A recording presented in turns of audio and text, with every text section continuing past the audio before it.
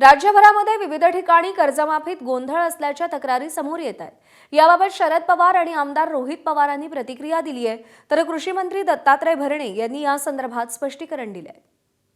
महाराष्ट्र सरकारने आम्हाला सांगितले की स्टेप बाय स्टेप आणि यादव जाहीर करू, तेव्हा आणखी 15 दिवस आम्ही वाद होतो आणि त्याच्यानंतर प्रतिक्रिया दिली।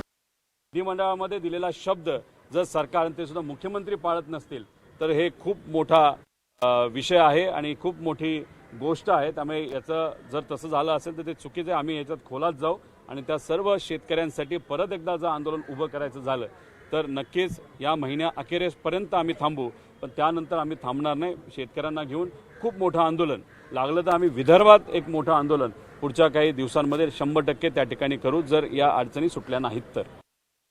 थोडं कागदपत्र अपूर्ण वगैरे असतील किंवा त्यामध्ये हे असतील, पण एकदा राज्य सरकारने आपल्या सगळ्यांना माहिती आहे की जी आपण कर्जमाफी जाहीर केलेली आहे आणि पहिल्या टप्प्यामध्ये साधारणतः 16 लाख म्हणजे 17 लाख शेतकऱ्यांना त्याचा फायदा हा आपण त्याचा निश्चित प्रकारे देतोय आणि यामध्ये निश्चित प्रकारे काही गोष्टीमध्ये अडचणी असतील, त्यामुळं कदाचित या बाबतीमध्ये थोडा एखाद्या कागदपत्र अपूर्ण असतील आणि त्या बाबतीमध्ये निश्चित प्रकारे या बाबतीमध्ये चौकशी करून निश्चित प्रकारे शेतकऱ्यांना न्याय दिला जाईल।